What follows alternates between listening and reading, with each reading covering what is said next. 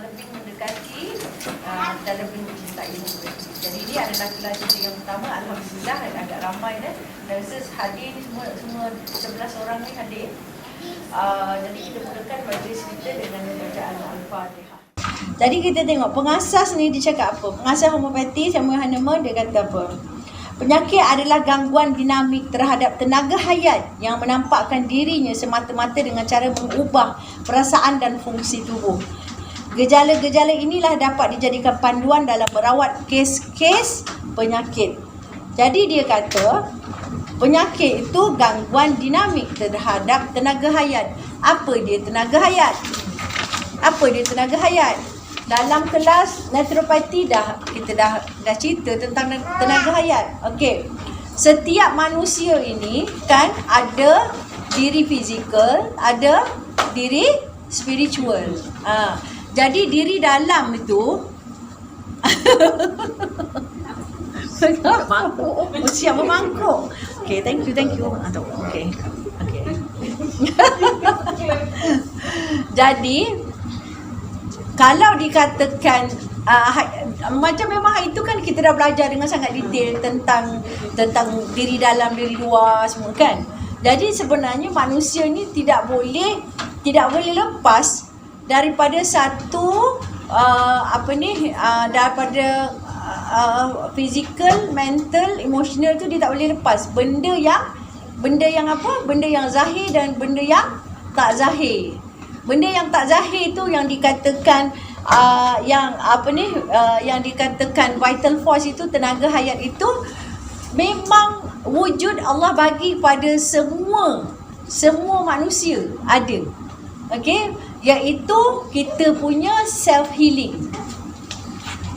Jadi maknanya kalau sesuatu berlaku kepada kita punya tenaga hayat, okey, tenaga hayat tu kalau dalam rawatan Ayurveda dipanggil prana.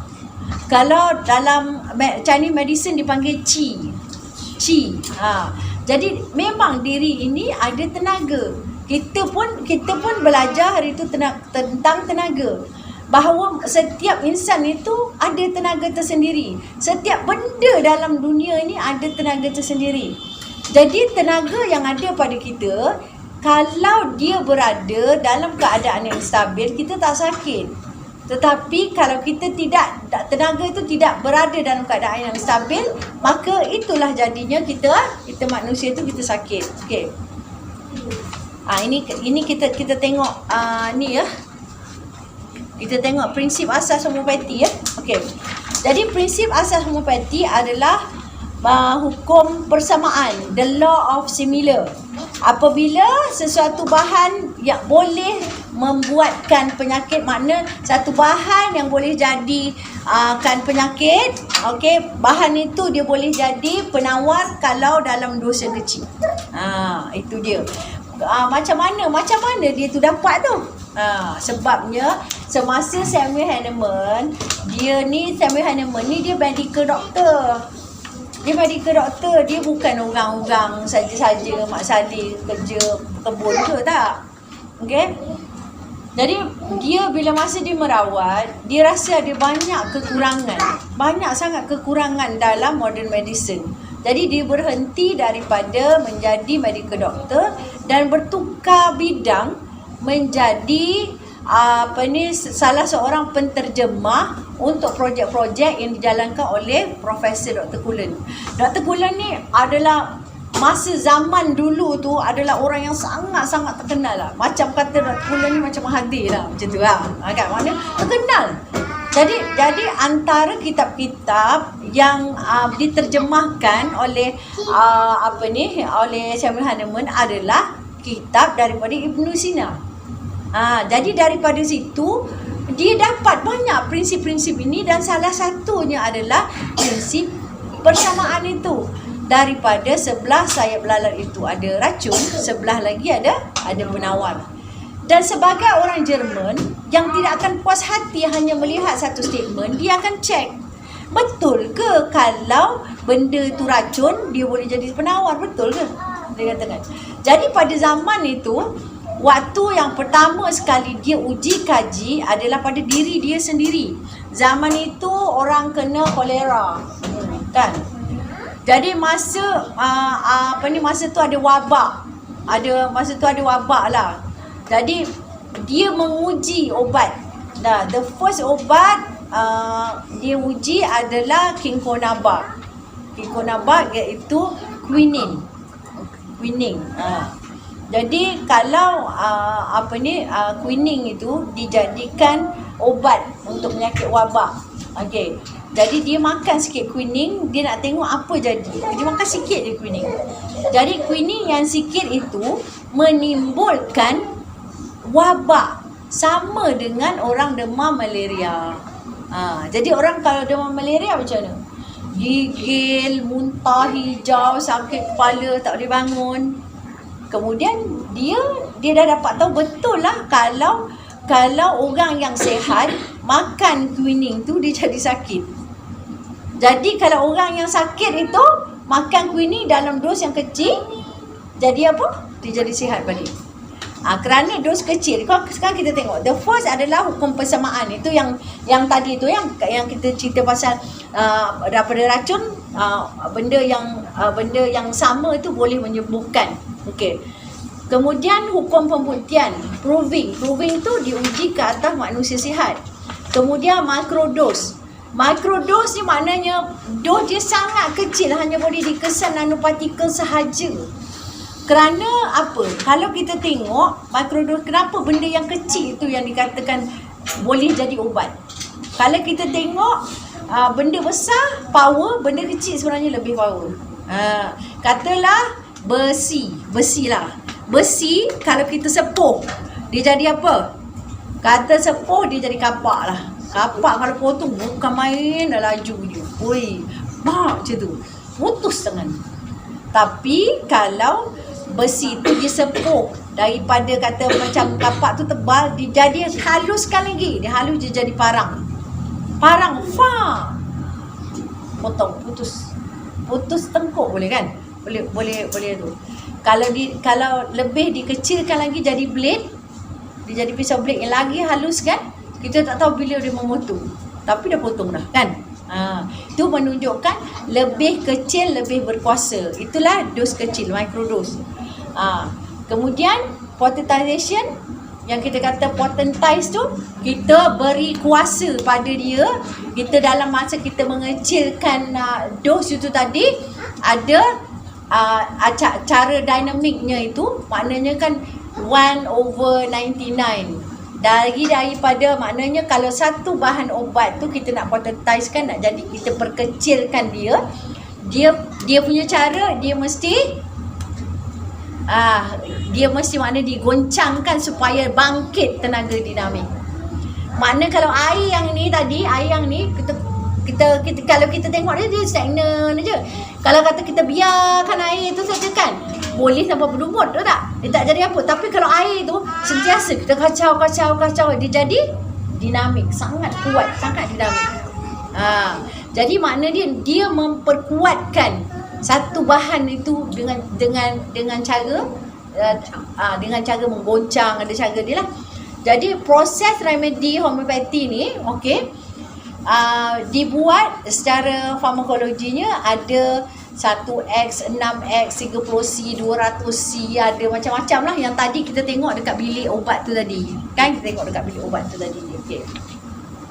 Kemudian kita boleh tengok bagaimana prinsip perubatan homeopati tu adalah vital force tu tadi, vitalism lawan mekanism. Mekanism tu macam mana? Mekanisme itu adalah mekanisme tubuh. Nak kalau vital force tu apa? Vitalism tu apa? Benda yang menjalankan mekanisme tubuh. Misalnya cerita macam ni. Okey. Badan kita ni, jantung mengepam darah. Ada bakteria dekat dalam kita punya perut yang buat kerja semua kan. Ada sel-sel macam-macam sel ada dekat dalam badan kita semua kan. Itu tidak akan boleh bergerak seandainya kita punya vital force tu tak ada. Kalau kita tengok orang kan, okey, semua ada tangan. Ada ke tangan tu boleh digerakkan? Semua orang ada tangan. Kalau orang lumpuh ada kat tangan, tapi tangan tak boleh gerak. Vital force kat situ dah mati dah. Kita kata fungsi mechanical dia mati dan fungsi dia punya vital force pun mati dah. Macam tu. Tapi kalau kita tengok orang tu sakit, ni sakit sama-sama ni. Okey. Seorang accident, tangan tak boleh gerak. Dua-dua accident kita tengok sama je. Tapi vital force yang ada pada seorang ni, mungkin dia makan ubat homeopati, okey, dia makan ubat-ubat benda yang lain untuk menggerakkan vital force dia kuat, dia lebih dulu sembuh daripada kawan dia. Ya. Jadi kalau macam kita kata kita punya immune system lah. Jadi dia bergerak kepada kita punya immune system. Immune system tu terdiri daripada bermacam sel kan. Immune system tu dia ada B cell, T cell, cytotoxic T cell, dia ada immune organ kan. Tapi kalau immune cell kita punya sistem immune tu tak mau bergerak kan, dia malas saja. Hakikatnya dia ada tak? Dia ada.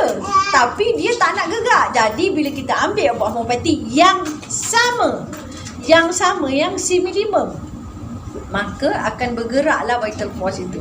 Jadi ubat homeopati adalah untuk menggerakkan vital force. Bila ada vital force masuk dia dekat dalam badan kita, kerja, barulah kerja. Macam dia push. Dia push ya. Okey, kemudian homeopati ni melihat gejala atau semboyan yang timbul, totality of symptom. Kenapa? Kerana gejala-gejala yang keluar itulah bahasa tubuh yang nak cuba disampaikan oleh tubuh kita kepada diri kita yang luar ni. Macam inilah. Kalau kita tengok simptom, kalau simptom orang kalau kita tengok simptom orang COVID. Tak payah bagi tahu, kita dah tahu dah orang ni kena COVID. Jangan kan?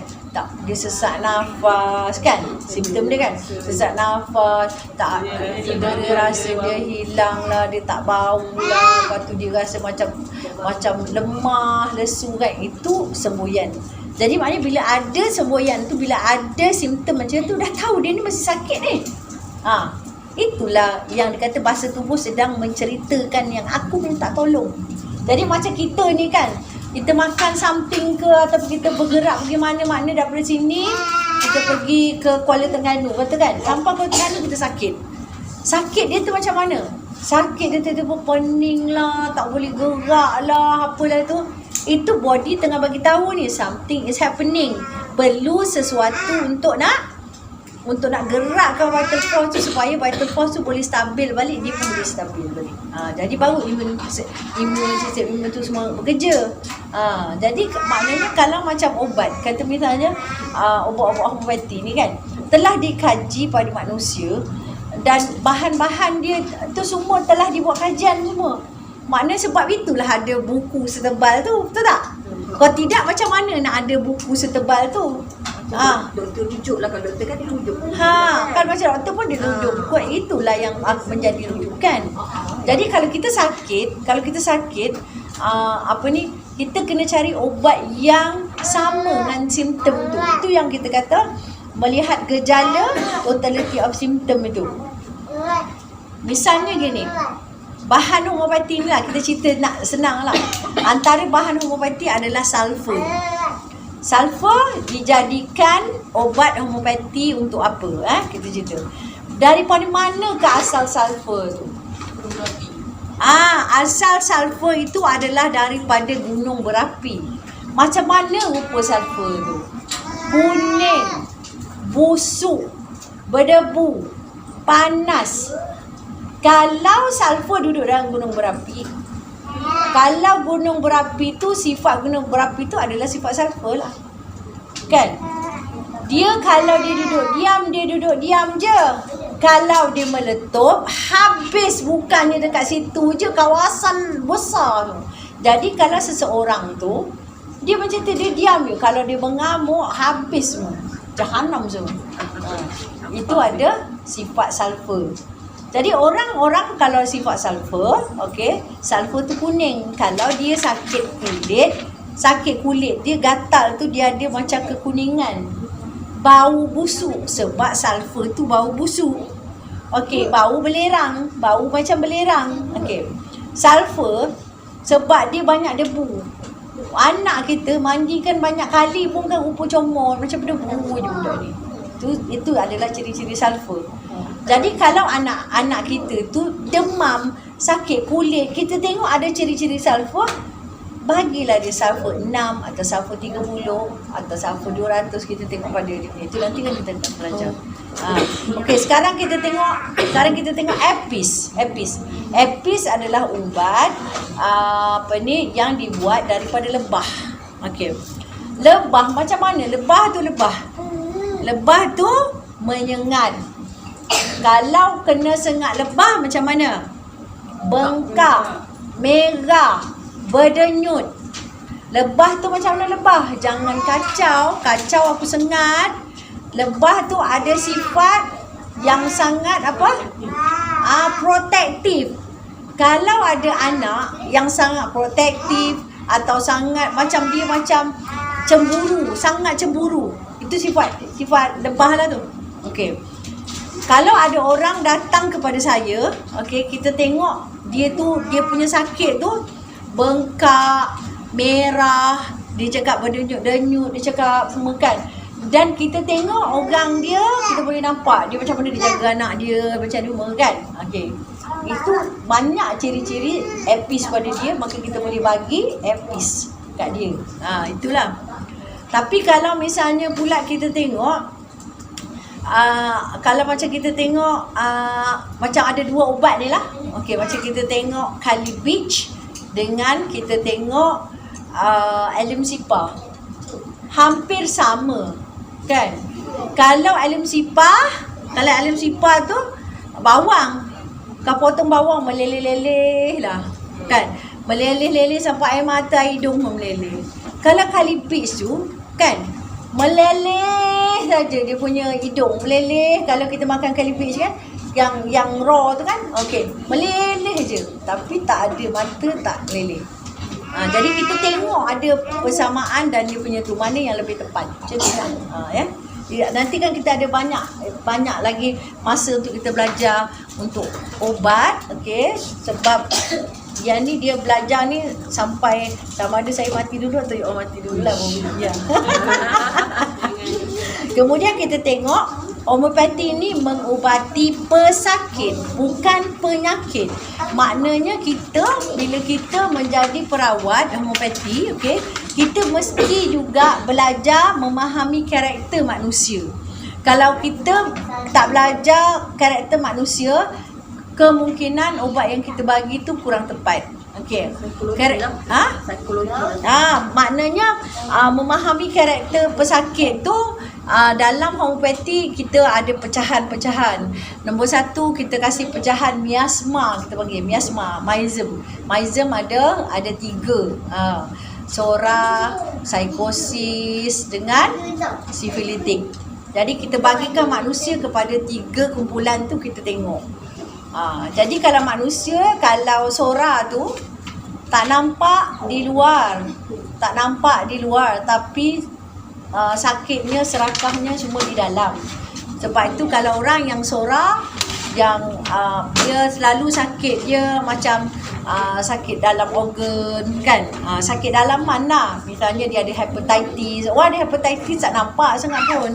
Okey, benda yang yang sora ni, benda yang tidak nampak pada zahir tapi ada. Itulah kita kata. So kalau garisan, kalau kita nak buat garisan, di garisan lurus saja. Jadi misalnya salah satu tuja pun adalah sora juga. Kalau orang tuja ni kita nampak dia baik sangat, tapi sebenarnya dia suka tengok porno. Dia suka buat sesuatu yang serakah tapi orang tak nampak langsung. Tu kan, dia suka masturbate. Lepas tu dia mungkin kalau macam dekat Facebook tu dia suka jadi netizen yang tu, tapi dia tak nak letak dia punya muka. Macam tu lah. Tapi kalau psikosis, kita akan belajar ni semua dengan detail nanti insya-Allah. Tak ada lagi kan? Cakap tak ada lagi. Belum. Sebab kita belajar banyak ni. Nampak 13 tapi sebenarnya saya rasa berpuluh-puluh tu. Kalau nak datang kelas lah kan.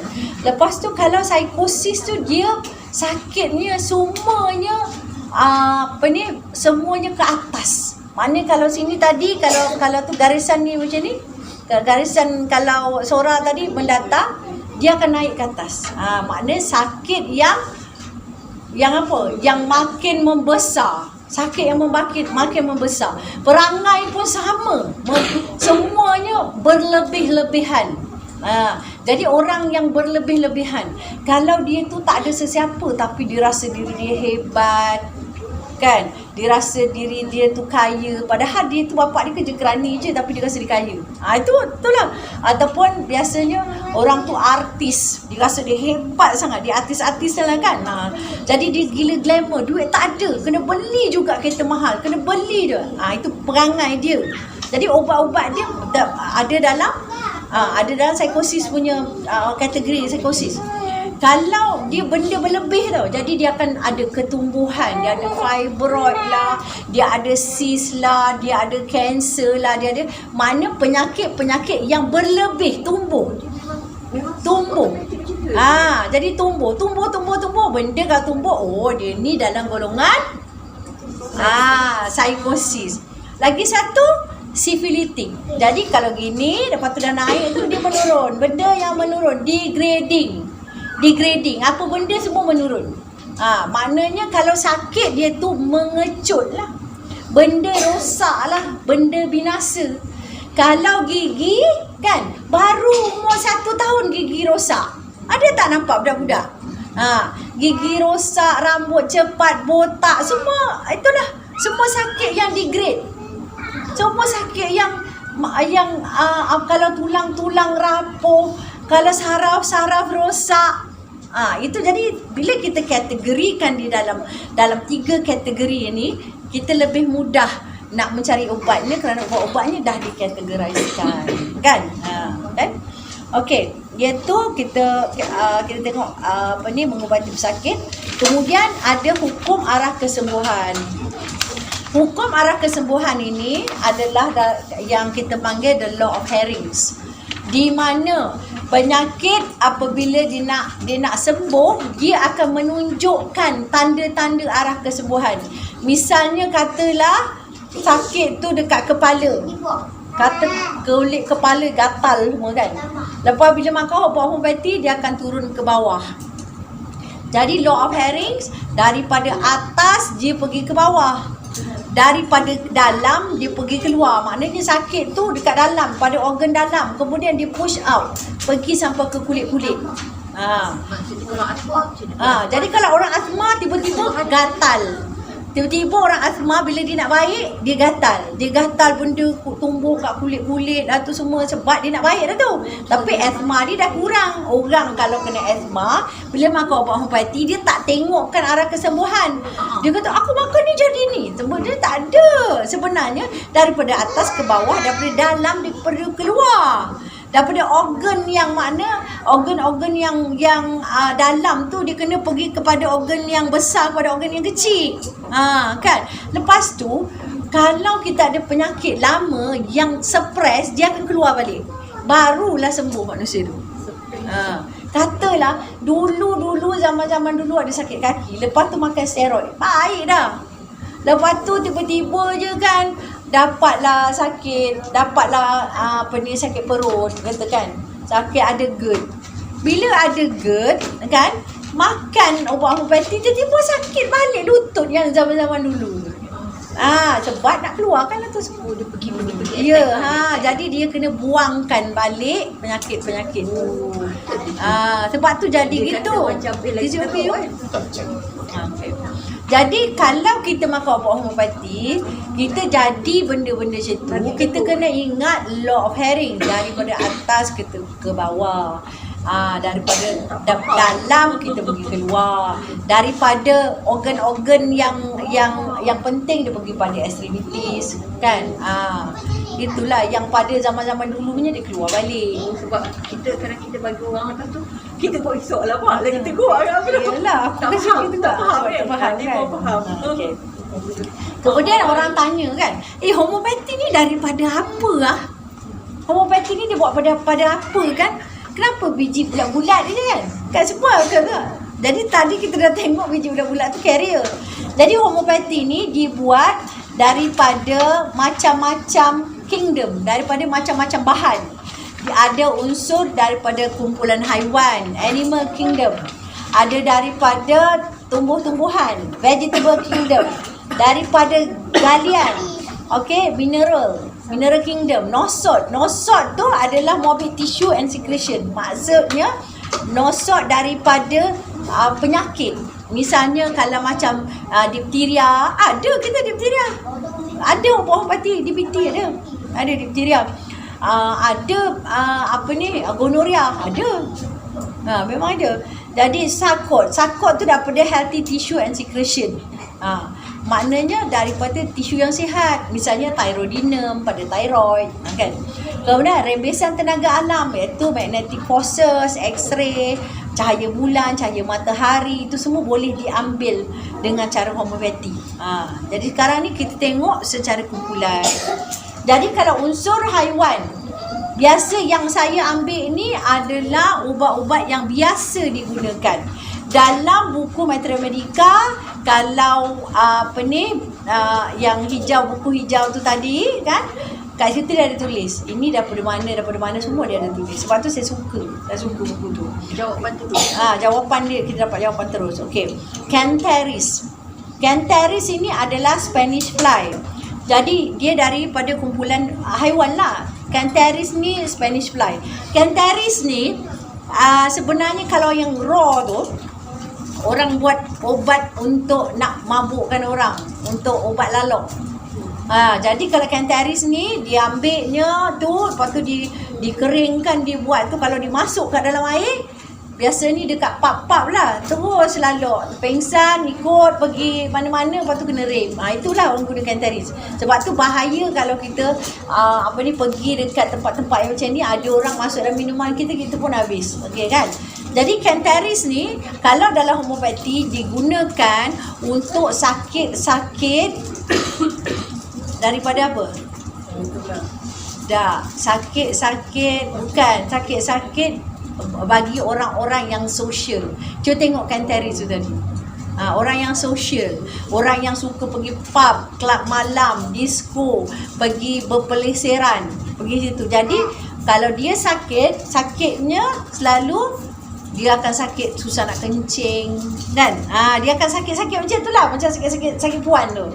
Kencing kotor, kan. Lepas tu adalah benda-benda Allah yang buatkan dia rasa macam kalau kudis dia tu lain macam lah, kata Cantheris.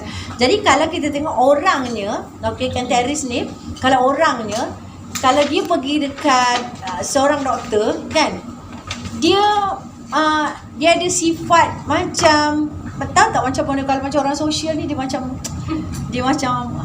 ni lah. Doktor, sakit kencing tak boleh. Itu bang. Kalau perempuan. Perempuan tak boleh kencing lah, sakit. Mengada-ngada Doktor nak lah. tengok tak? Macam tu. Kan gedik-gedik macam tu. Orang gedik-gedik.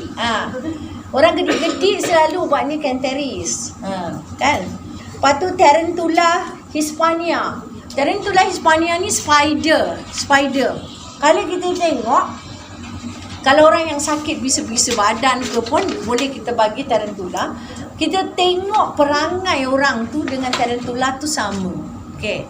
Tarantula ni spider. Kalau kita berada di sini, dekat sana kat kedai mama ada lagu Bollywood, dia begini. Dia suka muzik, padahal muzik tu jauh. Tak percaya, ambil spider, gendang. Spider tu menari. Sebab tu ada lagu ACBC Spider tu kalau ada muzik dia macam ni. Jadi kalau orang tu sifat Tarantula daripada dia, kaki dia goyang, tangan dia gini, padahal muzik tu bukannya dekat pun. Kadang-kadang jauh pun, tapi kalau dekat apatah lagi, kalau dekat Orang dengar muzik je, tapi dia memang gini kan, macam spider. Kan? Okey. Lachesis daripada ular. Okey, lachesis banyak digunakan untuk sakit-sakit yang bisa macam kena gigit ular. Macam mana orang kalau kena gigit ular akan ada blood clot kan? Okey, jadi lachesis ni kita bagi pada orang yang lumpuh kan? Orang boleh. Dia bagi orang yang kita kasih orang yang lumpuh kan, selalu kita kasih lachesis kalau dia lumpuh tu sebelah kiri. Ada, itu semua ada dalam matematika. Kalau lumpuh ke tangan sebelah kiri tak boleh angkat, kita kasih dia lachesis. Macam kena patok ular ada blood clot. Okey. Ataupun orang yang lumpuh tu kan, perangai dah lumpuh, perangai macam musibat. Marah bini, marah tu. Ya, ada. Tak ingat dia stres sebab dia sakit. Tak, sebenarnya dia macam itulah. Padahal dah lumpuh. Direct. Direct je. Okey. Sepia ni sotong. Sepia ni sotong bukan sotong biasa lah. Bukan sotong yang duk orang pergi calak sotong ramai-ramai tu. Dah, dia sotong purita yang duduk kat bawah tu. Sotong ni dia tak kacau orang tau. Dia tak kacau orang. Tapi kalau dia dalam keadaan yang terdesak, orang kacau dia lepaskan dakwah dia, lepas tu dia lari. Jadi maknanya kan aku tak kacau orang. Lepas tu maki dia, lepas tu belah. Dan sepia ni dia selalu bersendiri, lepas tu sedih. Nasib malang je sepia ni. Macam itulah. Sotong yang duduk kat bawah, padahal banyak lagi orang duk rasa mencalak sotong kat atas. Dia tak nak, dia nak duduk kat bawah, benamkan segala kepiluan dia dalam pasir. Itu sepia. Sepia ya. Okey. Bufo ni katak. Kadang-kadang kita dah puas cari ubat untuk anak kita kasih dia Cina, kita ingat dia kecacingan, dia duk kasat tidur je tu, rupanya ubat dia bufo. Bufo tidur dia macam katak. Salah satu dia punya semboyan, salah satu daripada simptom dia. Apis lebah. Apis ni cemburu sangat. Kalau kena gigit lebah macam mana kita tengok. Jadi maknanya itulah persamaan dia. Kan boleh nampak sikit kan? Okey. Unsur tumbuhan aconite. Okey, aconite, alum sipa, bawang, belladonna, chamomilla. Okey. Saya cerita pasal aconite, saya cerita pasal chamomilla lah. Kita boleh nanti kau nak pergi satu-satu. Sebenarnya kalau kita baca tiap-tiap satu tu lagi interesting lah kan. Kalau nanti kan kita buat satu kelas, kita kupas satu-satu. Sekarang ni kita go through sebab ini baru pengenalan kan. Okey, aconite ni bunga pada hujung gunung. Meliuk, lentuk. Bila kena anginnya, matilah aku. Orang yang suka sebut mati. Orang kita kena kasih dia aconite. Aduh, sakitnya, aku rasa aku ni dah nak mati. Suka sebut mati. Dia memang, kalau dia sakit dia rasa macam dia nak mati kan. Lepas tu orang yang sentiasa takut je. Laki duduk kat atas, dia nak turun kat bawah, nak ambil biskut pun takut. Labang, turun bawah sekejap lah ni. Abang nak tidur ni. Kejap je nak ambil biskut. Awak mana-mana buta nak makan biskut. Apa hal besok? Orang kata, saya nak makan biskut ni lah teman saya. Takut. Pergi kedai, nak minta orang benda tu pun takut. Padahal dia yang nak beli, nak cakap pun takut tak bertempat. Aconite adalah ubat yang pertama kita bagi dalam apa-apa kes. Maknanya kes accident ke, kan patutnya orang kata kasih Anika tak kasih aconite dulu sebab dia takut. Betul tak? Demam ke, apa ke, kita boleh kasih aconite sebagai ubat pertama ya. Trauma pun aconite tu. Maknanya kita kasih ubat yang pertama. Maknanya kalau dalam batch flower, kita bagi batch flower rescue remedy itulah. Tapi maknanya kalau dalam homeopathy ni pun kita ada aconite. Maknanya kalau kita tak ada rescue remedy, kita mesti ada aconite kan. Lepas tu chamomilla. Chamomilla ni kan dia bunga cantik. Chamomilla ni adalah bagi orang yang suka merengek. Anak yang suka merengek. Kalau orang sakit gigi macam mana? Sakitnya gigi aku. Tak merengek apa. Chamomilla. Sakit gigi, chamomilla. Anak suka meragam, merengek tu semua, kasih chamomilla. Okey. Coffea cruda. Coffea cruda adalah bagi dia tengok orang kalau dia apa ni, dia minum kopi dia tak boleh tidur kan. Jadi coffea cruda ni ubat bagi orang tak boleh tidur.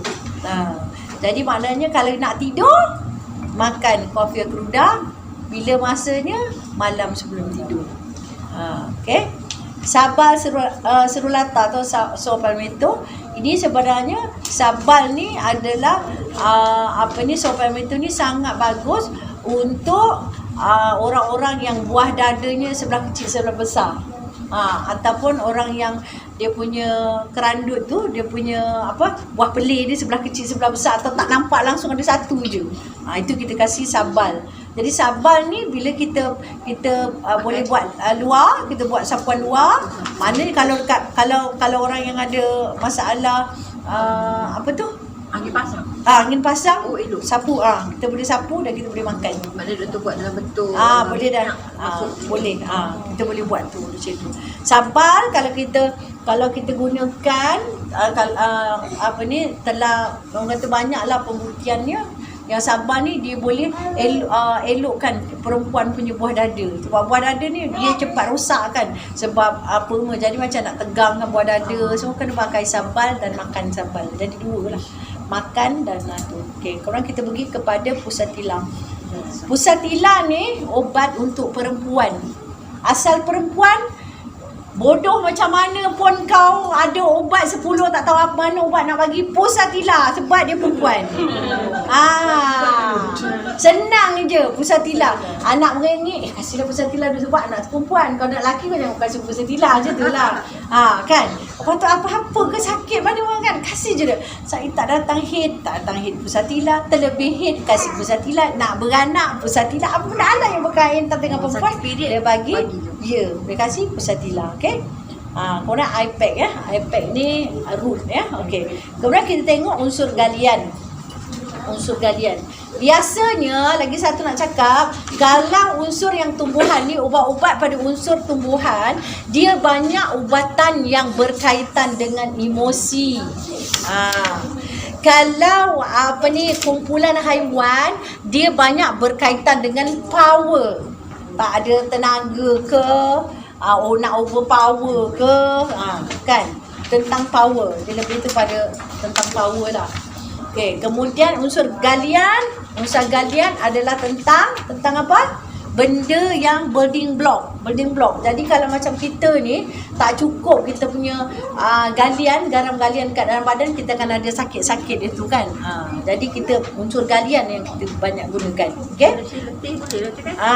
Misalnya Calcarea carbonica, Calcarea florica, Kali Beach, Ferrum Phos. Kan orang kan kalau tak cukup darah kan kita kasih dia Ferrum Phos.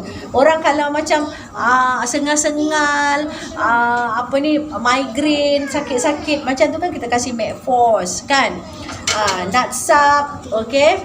Yang tu galian. Kemudian nosot itu cairan atau tisu penyakit. Okey. Maknanya cairan atau tisu penyakit ini diambil dan diperkecilkan hingga tenaganya sahaja yang wujud untuk dijadikan ubat. Jadi diambil Bacillinum. Bacillinum itu daripada kuman TB. Diphtherinum daripada kuman dipteria. Medorinum daripada gonoria. Sorinum daripada scabies, kudis buta tu ya. Variolinum daripada smallpox dan syphilinum daripada syphilis. Okey. Ini nanti kita belajar detail nanti. Sarkot adalah daripada cairan tisu sihat. Adrenaline, estrogen, kolesterinum, lekmatina. Lekmatina ni apa? Ya. Pituitary, maknanya daripada pituitary dan juga thyroidinum. Okey. Ini yang tadi kita dah tengok pemegang remedy tu yang kita panggil dia carrier. Ada globules, sebut betul-betul globules. Lepas tu ada disket. Okey, tadi dah nampak dah disket, tadi dah nampak dah blanket. Boleh dalam bentuk air, boleh dalam bentuk krim. Itu pemegang remedi. Okey, arah kesembuhan tadi dah cerita. Lepas tu farmakopia pun tadi dah cerita. Okey, kita cerita pada bahawa remedi homeopati bukan bergantung kepada banyaknya bahan asas, bukan pasal banyak, tetapi kepada bagaimana tajamnya tenaga ubat tersebut. Semakin kecil, semakin tenaganya masuk dengan mudah dan tajam. Ni tadi saya dah cerita tadi analogi sekeping besi tadi. Miasma itu adalah perihal sifat, keadaan dan rupa bentuk tubuh seseorang atau keadaan abnormal tubuh sehingga menyebabkan mudah rawan atau mudah mendapat penyakit, terutama akibat perkembangan hidupnya atau disebabkan abnormal metabolisme serta kecenderungan tubuhnya. Yang tadi yang saya cakap tadi tu. Jadi miasma tu sakit keturunan. Jadi maknanya kalau atuk kau kepala gangster, cucu kau insya-Allah kepala gangster. Macam tu lah. Jadi kalau orang kepala gangster, insya-Allah. sakit apa? Sakit jantung, marah je. Itulah, gitulah. jadi maknanya kalau lahir-lahir je kan dah ada tumbuh, dah ada baby lahir je macam dah ada apa ni daging lebih lah, tu semua kan. Padahal sebenarnya datuk dia dulu ada ketumbuhan. Tak boleh. Boleh lah jadi cara dia masa mak tu mengandung lah. Kalau mak dia tu belajar homeopati. Masa doktor. Masa tu dia boleh dipotong masa mengandung. Keturunan dia contoh macam ni, kita tahu salah sebenarnya. Masa mengandung tu kita boleh buang masa Ya, mengandung. betul, masa Tapi mengandung. kalau dah keluar macam dah bekam tu, Yang tu kita boleh pakai, kita boleh lah Boleh, lagi tapi dia tak boleh potong lah, tak boleh potong sepenuhnya lah. Gitu kan. Tapi dia the best masa mengandung lah. Kan orang yang lahir-lahir je anak kepala Ultraman, ada kan? Lahir-lahir je Down syndrome, lahir Down syndrome. Nak potong tu. banyak sekali. Itulah dia kurang. Jadi kalau Down syndrome tu kurang. Kan? Kekurangan lah tu. Jadi Thalassemia. kalau thalassemia, darah mak saya pun thalassemia. Saya adik-adik perempuan ada yang thalassemia. Darah kita kan 120 hari umur dia. Kita ni tak ada 35 hari ke 20 hari dah habis. Kalau thalassemia yang teruk tu kadang-kadang 22 hari dah darah dia. Sebab tu macam pucat. Jadi kalau macam saya ni thalassemia minor kan, kita tengok bagaimana kuatnya kita punya fikiran yang mengawal kita punya tu kan. Orang kata thalassemia, mampulah thalassemia, aku nak lari juga. Lari juga, lari macam penat. Kita lebih lah daripada orang lain. Sebab kita kurang darah, oksigen kita kurang kan. Jadi kita dah tahu, kita makan lah benda yang ini. Saya thalassemia. Saya tak habislah kau. Itulah. Dia kata kalau thalassemia dia tak boleh kahwin kan. Betul. Dia jadi Betul. Anak tu jadi tak itulah. Jadi masa mengandung tu katalah dah kahwin. Makanlah. Makan. Ada boleh orang-orang elak, mati boleh insya-Allah. Jadi anak dia tak adalah teruk sangat kan. Okey. Jadi dia kata dalam homeopathic pathology dia kata ada 7 klasifikasi miasma ni, okey, akibat daripada virus, daripada bakteria, riket, fungal, chlamydial, protozoa dengan worms. Maknanya pathology ni boleh berlaku akibat daripada virus. Sebab itu yang sekarang ni COVID-19 ni kan, dia akan bawa penyakit sampai keturunan kau. Betul, sebab itu jangan kalau masa-masa yang ni kena makan. Orang kata suruh beli pre-bag post-bag tu degil benar. Aku siapa dah kasih free yang tu pun tak nak lantak orang lah. Sebab orang tak faham benda ni bukan hanya masa ni, sampai anak keturunan kau nanti. Betul.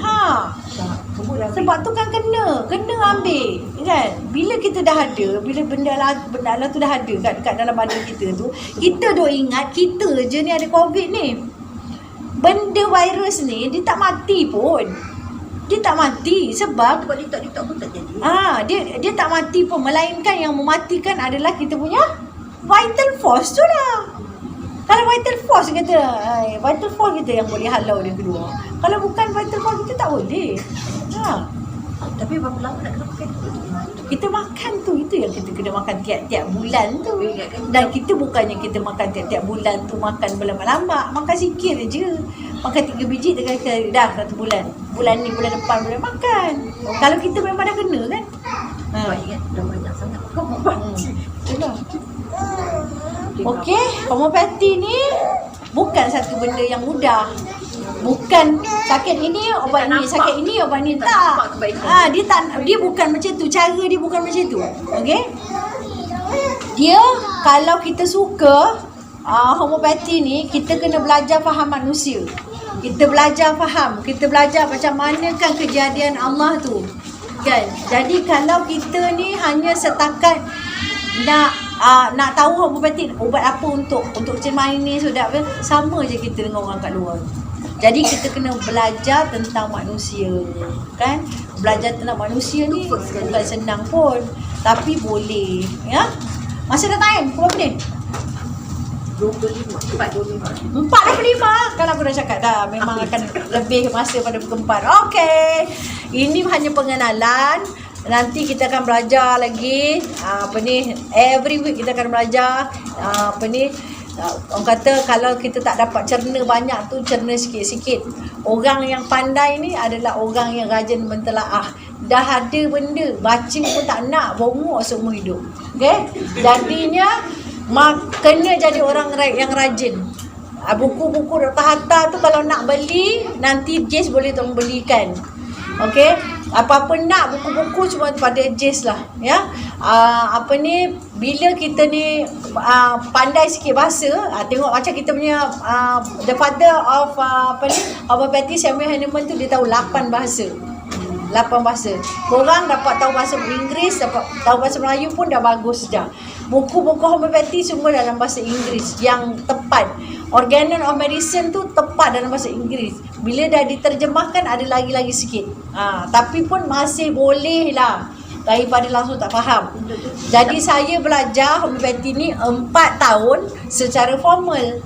Secara tak formal yang belajar dengan Dr. Hassan, belajar dengan Dr. Alias, belajar dengan segala-galanya, doktor macam-macam lah tu semua kan. Bukan main lama lagi, sampai sekarang masih belajar.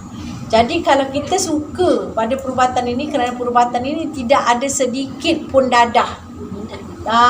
Kalau kita minat kita tu, kita kena rajin-rajin baca. Ya. Anda mungkin boleh jadi lebih pandai daripada saya. Okey, sekian kita tutup. Wabillahi taufiq wal hidayah. Wassalamualaikum warahmatullahi taala. Tutup dengan surah An-Nas. Bismillahirrahmanirrahim.